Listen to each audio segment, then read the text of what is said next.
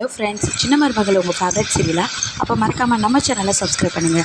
சின்ன மருமகள் இந்த எபிசோடில் தமிழ்ச்செல்வி சேதுக்கு அவங்கள நான் விரும்புகிறேன்னு சொல்கிற மாதிரி கனவு காண்றாங்க. என்னடா இப்படி கனவு வருது, சரி அவர்கிட்ட சொல்லிட வேண்டியதான் அப்படின்னு சொல்லி நினச்சிட்ருக்காங்க. இன்னொரு பக்கம் போஸ் வந்து பேசிட்டு வரதை அவங்க அம்மா ஈஸ்வரி பார்த்துட்றாங்க. போஸ்கிட்ட கேட்குறாங்க, என்னடா நினச்சிட்ருக்க, இப்போ தான் உன் ஃபோனை செக் பண்ணேன், நீ மலர்கிட்ட அடிக்கடி பேசியிருக்க, என்ன விஷயம் அப்படிங்கும்போது போஸ் உண்மையெல்லாம் சொல்லிடுறாரு. நான் அந்த மாதிரி மலரை விரும்புகிறேம்மா, அவளை கல்யாணம் பண்ணிக்கிறேன்னு வாக்கு கொடுத்துட்டேன் அப்படின்னு.